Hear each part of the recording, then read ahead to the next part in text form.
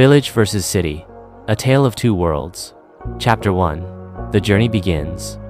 In a small, peaceful village called Rasulpur, life was simple and slow. The fields stretched for miles, and the villagers knew each other like family. Among them was Arif, a hard-working farmer in his early 30s.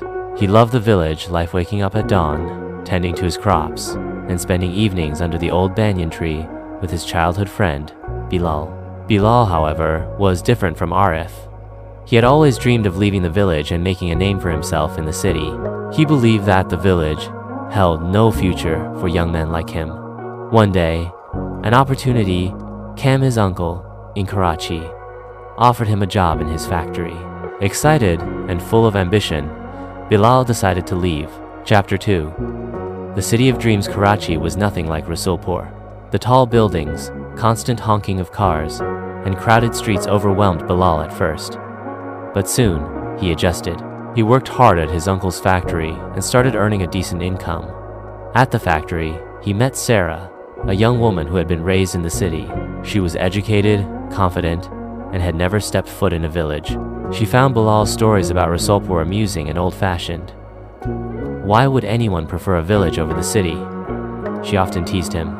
Over time, Bilal and Sarah became good friends. She taught him the ways of city life, how to dress, speak, and behave in a professional environment.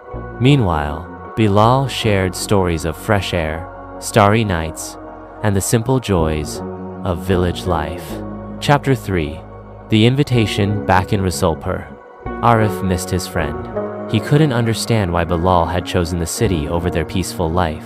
One day, Arif wrote a letter inviting Bilal to visit the village for the annual harvest festival. Bilal, who had grown used to city comforts, hesitated at first. But Sarah, curious to see a village for the first time, convinced him to go. Chapter 4. A New Perspective. When Sarah and Bilal arrived in Rasulpur, Sarah was shocked. There were no big buildings, no malls, and the roads were dusty. But as she spent time with the villagers, she began to see their happiness. They had fewer luxuries, but their hearts were full.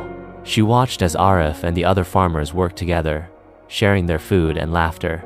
The village festival was unlike anything she had ever seen. Colorful clothes, folk music, and people dancing under the open sky.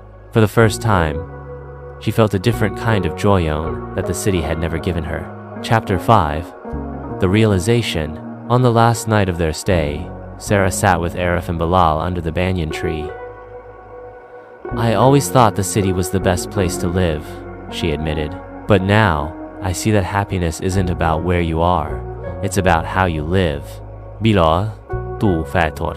He had achieved success in the city, but he missed the warmth of his village.